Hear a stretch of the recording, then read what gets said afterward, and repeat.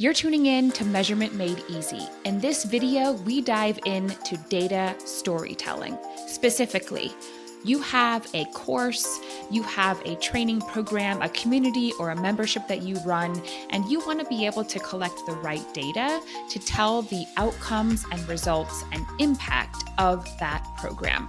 That is what this episode is all about. Let me tell you the challenge in more detail and the solution, and then you can decide if the chapters in this video are going to help you. Okay, here we go. So the challenge. Dan Bennett is a leader of a cohort course called Video Content Pros. Dan's been leading this particular cohort for about 4 cohorts now. He doesn't have the data to be able to tell the transformation that takes place during that program. And as you can imagine, anyone that's considering taking the program probably wants to know what's in it for me and what experience am I in for, so that I know I have some confidence that the content and the environment is really going to support me with my challenges. That was Dan's particular case that we worked on together. So take a look at the solution that we came up with. We basically started with, first and foremost, step number 1. What's the minimum viable work that a participant needs to do in order to get the results? So we worked together, Dan and I, to figure out, okay, of all the things that are included in his cohort course, what are the things that he believed people must do? And we captured all of that, and we created a solution for how to collect the data and put it into one place, which you can see here. The next step that we did is we wanted to ask, in an ideal world, if Dan was telling the impact story of his course to a group of people, stakeholders, prospective clients, what's the story that he wants to tell? So we have some inspiration from a TikTok video. Yes, a TikTok video of an electric truck pulling out a giant commercial vehicle being stuck in the snow. That was the inspiration for the story that Dan wants to tell. So we translated that story into the story of Dan's impact in the course. And then we collected data. We figured out, well, what questions should we be asking before and after the experience to collect the right information to tell that impact story? And of course, all of this is a hypothesis. So we want to make sure that we're collecting information to give us insights in, are we right? Is the minimum viable work really the minimum viable work? And is the story that we imagine telling really the story of the transformation that people are having in our program? So I hope you enjoy this video. Again, we've got 3 steps of telling a data story. Again, we have 3 steps to collect the right information to tell the story of the outcomes and impact of your learning program. I hope you find them useful. If you have comments, if you have questions, please do share them down below. And I look forward to seeing what comes when you use these strategies yourself. As always, we do a live learning session every single week. So if you're looking to connect with like-minded people, if you're looking to get your measurement and evaluation questions answered, I hope you'll find this community a resource, and you'll also join us live. The link to do so is also in the notes below. Enjoy these chapters, and we'll see you next time. Hello, Dan Bennett. It is lovely to have you here today for this conversation and case study where we get to focus your work. We get to focus on a challenge that you had in your particular course and how we used measurement and evaluation as a solution. And even better, we're going to talk about later how all of that unfolded. So thank you for being here, Dan. I'm happy to have you. Well, Dan, tell us about you. What do you do? And specifically, we're talking about a course that you've put out into the world. So tell us a bit about that course too. Yeah, for sure. I help entrepreneurs learn how to look and sound good on camera. And it really is that simple. I have different products to help them do that, but that really is the end goal. My kind of saying day to day is that entrepreneurs are already awesome. I just help them capture the essence of that awesomeness and put it in front of a new group of people to see. So I do that with several products, and one of them is a cohort course. It's a 4-week intensive that I run about 5 times a year. Mhm. And it's after you've kind of got your gear, you've made some videos, all that stuff is kind of in place, and you're like, oh, I want to get really good at it now. I want to get some reps in. I want to learn from a professional. I want to make a video that's really impactful. And we dive in for 4 weeks, meet a couple times a week live, and figure out how to do that. So it's something I've seen other people do for years and always stayed away from. A little bit of fear, a little bit of the unknown, a little bit of, well, I've educated in all these other ways, but never taking a group of people through time. So I don't even really know how to do that. And then finally uh, making the decision to figure out how to do it. And then oddly enough, randomly running into you on lunch club in a networking call and finding out that you know, did work around learning development, curriculum development, stuff like that. So we started talking about what it might look like to put together a pilot course for me, and we just wrapped course number 3. So it's been fun. What I love about what you just said is that there are lots of people in the world that have courses, cohorts, and communities, and they have numerous testimonials and they have before and afters. And the thing that I want as a prospective customer is, if I don't know you enough, which in a lot of times as you scale, you're going to have more people who don't know you as well. I know your pilot and your course numbers 1, 2, and 3 probably had people that had engaged with your content. They'd been on a journey with you in some other way. And they're like, we know Dan, we love Dan. We're going to buy this because we know Dan is great. And I don't know what's going to happen in the course, but I know that he's going to help me. The bigger you get and the more you put yourself in front of people where you don't have that kind of trust and familiarity, you need to prove through really good data that those testimonials, that those before and afters were actually generated by the work in your program. And this goes for anybody, whether it's, you know, people like you who are entrepreneurs selling courses, or people in the learning and development industry. They put a leadership training out into the world and they want to build skills and change mindsets. They still have to prove that it was that training program that made the changes. And so we've got to collect the right data to show that I showed up to Dan's cohort course for 4 weeks. I did the work, and in doing the work, I got the results, as opposed to something else. And that's what all of us are really wondering is, what are you going to have me do, Dan? And is it that work and is it that experience that's going to give me the result? Or was it something else that somebody did that wasn't a part of your program? And so all of this can be solved by getting the right data, which is how I define good data. And that was kind of the first spark of like, okay, we need to measure things beyond just I look and sound great now and I didn't before. Yeah. Dan, you said something that I wish the world could hear at least 7 times to increase the chances of them getting it. And that is, you created an environment that helped people look and sound good on camera. You said only 4 or 5% of looking and sounding good on camera comes from the gear. And that is such an important part of measuring and evaluating, is how effective is that environment? Because that's what people are stepping into, is the environment with you, which is made up of a lot of components. It's not just showing up to the live thing. It's not just watching videos of you teaching people stuff. It's not just making videos. It's all of that working together seamlessly. And so our challenge was, how do we measure what's happening in that environment to be able to tell your transformation story? And I want to ask you to tell me one additional thing before we dive into the solution, because I think this is really important. When we started working together, you pushed back hard on me in the sense that you were like, Alaina, it's not a one size fits all solution. If someone does this activity with me, they might use it in a lot of different ways. So I don't want to be forced into creating some sort of one size fits all what's the word I'm trying to say? Repetitive thing, when I know that there has to be some flexibility. So tell me more about that pushback, because I think it's a really valid one before we dive into your solution. Yeah. There's still a bit of my ancient engineering background still inside of me from way back in the day. And a lot of those things were like hard and fast rules. They're just things that exist a lot of it's around like science and physics, so we can't change it, and it is what it is type scenarios. And I kind of had that feeling around like even before we met, when I was trying to pare down my products, really focus and try and solve a whole bunch of problems with a very small set of products. Mm-hmm. I'm like, how? Everyone's different, and every need is different, and Mm-hmm.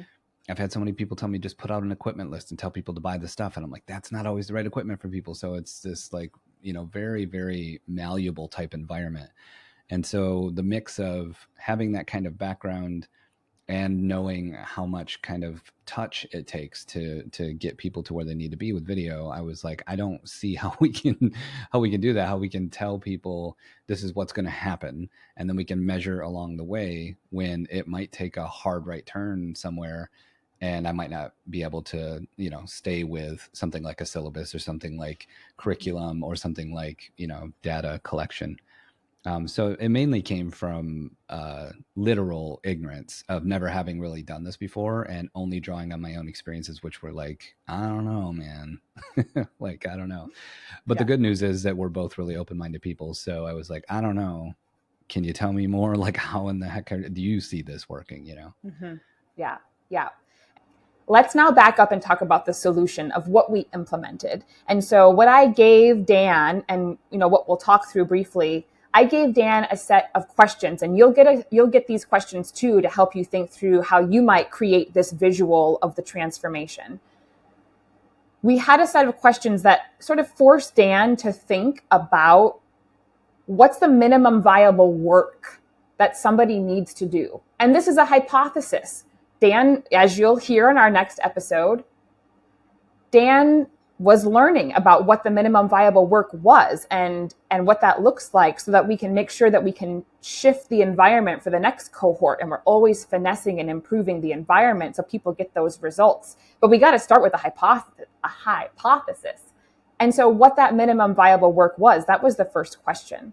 And so Dan, from your reflection, when we started having you process some of those questions, what were some of the things that you came up with that we wanted to measure that were that minimum viable work?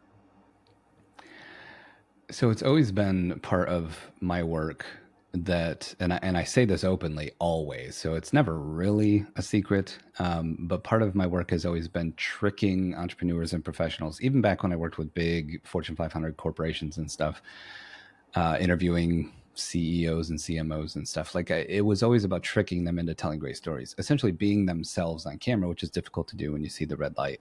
Mm-hmm. So I knew, going into this, that getting people to not only open up, whether I got to trick them or not, but then to realize, oh my gosh, I am good at this, or I am growing, or I am seeing better results, or I can do this, or wow, I'm seeing everyone around me do this, and they're struggling just as much because they're being open about it. Man, I think I can maybe get there too.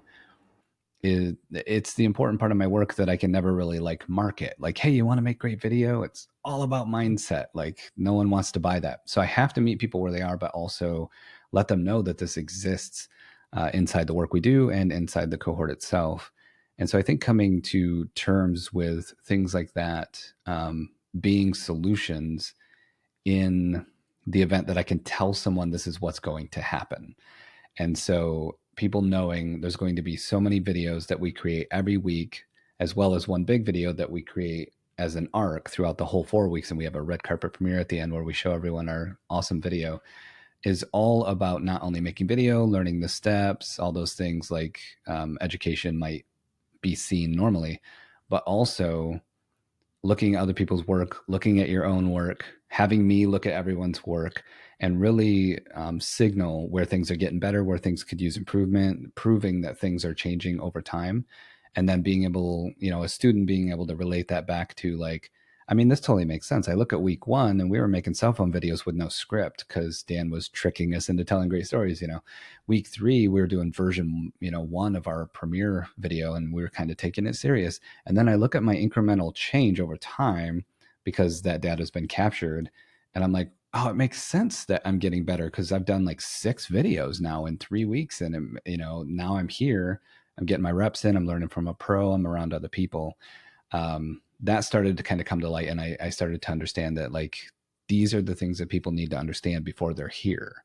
I don't have to give away all my secrets, but I do got to let them know that, going back to the, fitness analogy, part of that after is repping the weights and doing the work. And I know it sucks, but like, I'll be here with you, so yeah. And I love that you bring up this point, Dan, that in any good teaching and learning environment, we don't necessarily want to give people all of your secrets and tell them every single thing that they're going to do in the experience, because sometimes we might be resistant to it. Sometimes we don't agree with you, and that's okay. I think the more people go through a learning experience and they start to trust their instructor or their guide or mentor, and they're in it, then they realize, oh, the way that I used to think about XYZ actually has changed because of this surprise stuff that Dan has done. And we all know that a huge part of incremental growth and change is here. It's how we think and what we believed to be true. I can't tell you how many things have changed for me in my life when I was like, oh, I thought that was the way it was. And the reality is it's not. And there's a lot of different ways to think about it. But if you give your secret sauce away and list out all those kinds of things people have to do or think, there'll naturally be some resistance, and that's okay, but that's not needed to be upfront. But before I ask you this next question, what's so important about our measurement and evaluation strategy is that you are clear on the minimum viable work that people need to do. And then the data that we collect is, did they do it?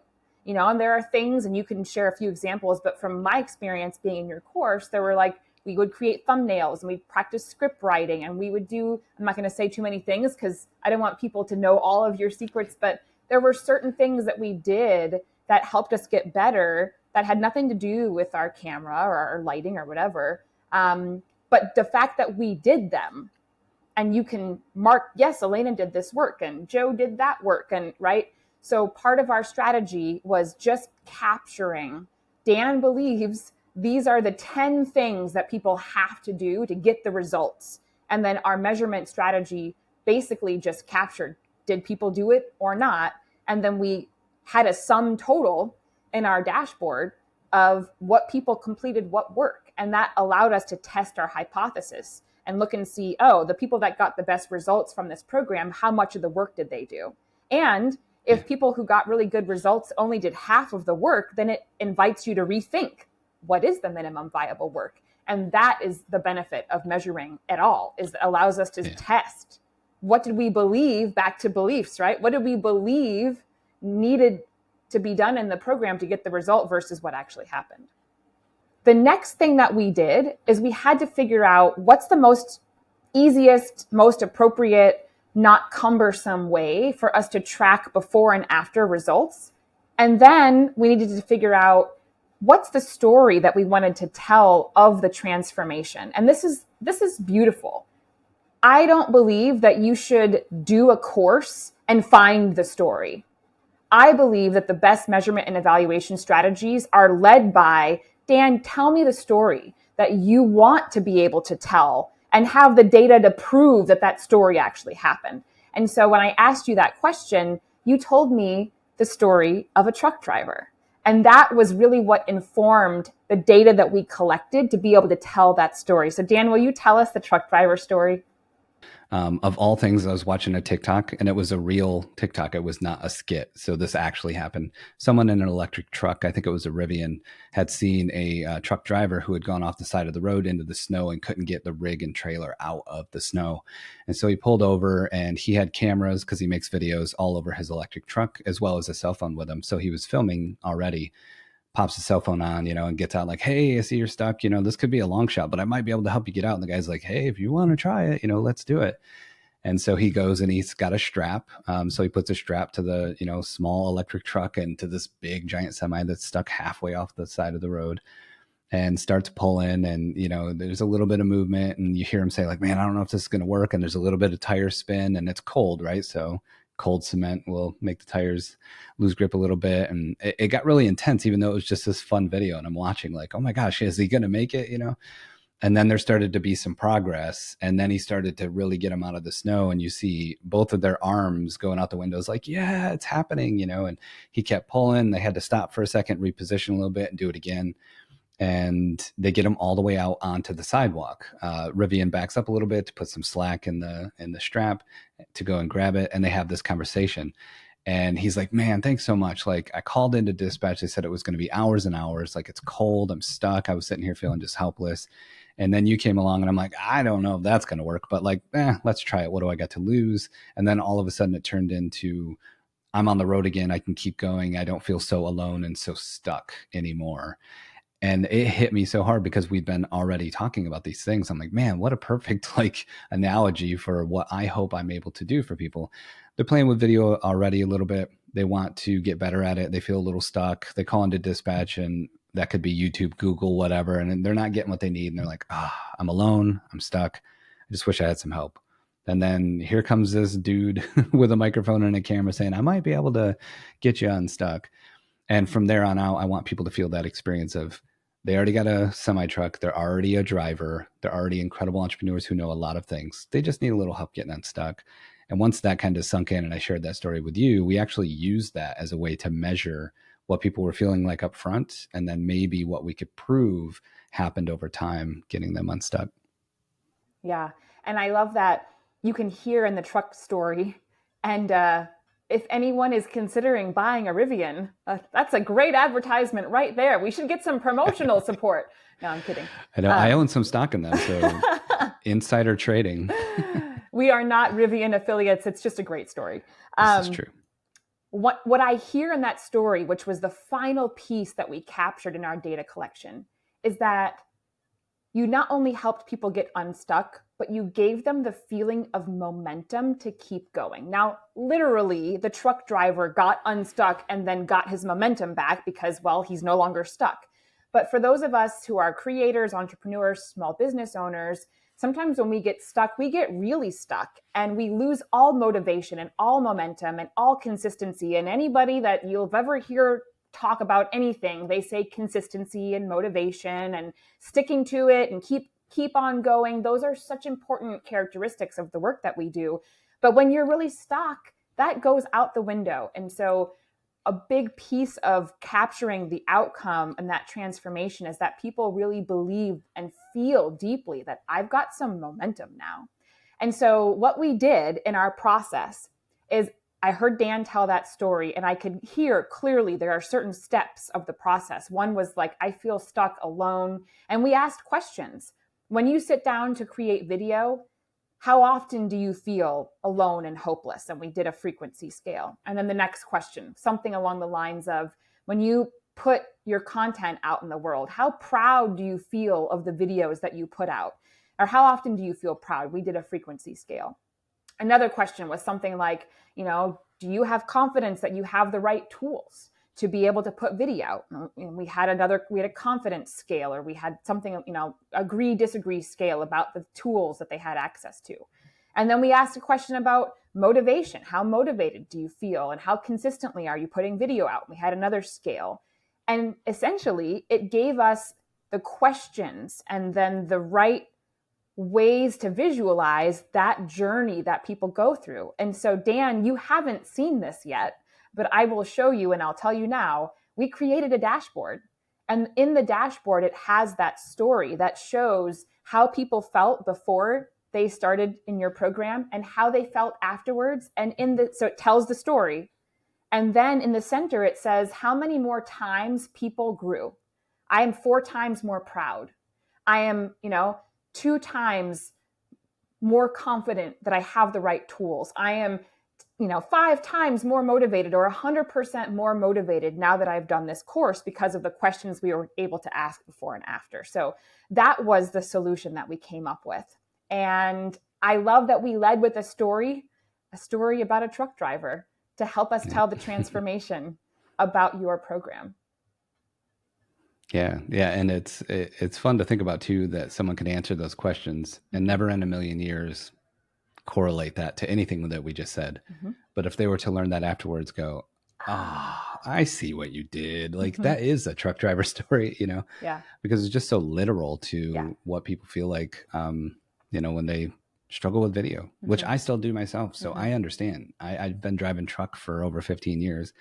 Every once in a while I take the turn a little wide and I get stuck myself. So I want people to be able to feel that momentum. Yeah. Hopefully people listening and anyone that wants to get better at video, I can tell you 100% that this particular learning experience just rocked my world. So Dan, where do people go to engage with you further, perhaps engage with your course or any other product that would be of service? Yeah, I try and keep it simple. So I have a URL that is danhaslinks.com, and all my links are there. That's awesome. So if you can remember that, danhaslinks.com, they're there. And then videoforentrepreneurs.com is the main site where you can branch off to all the things we offer. Pretty much everywhere you find me, whether it's through the social posts I put out or the different sales pages I have for my products, there's always a free strategy call button or link or something nearby anything I put out.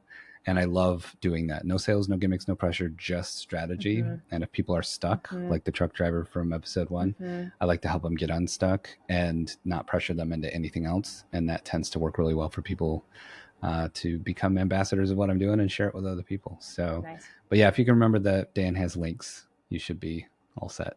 danhaslinks.com. Well, I love the simplicity of that.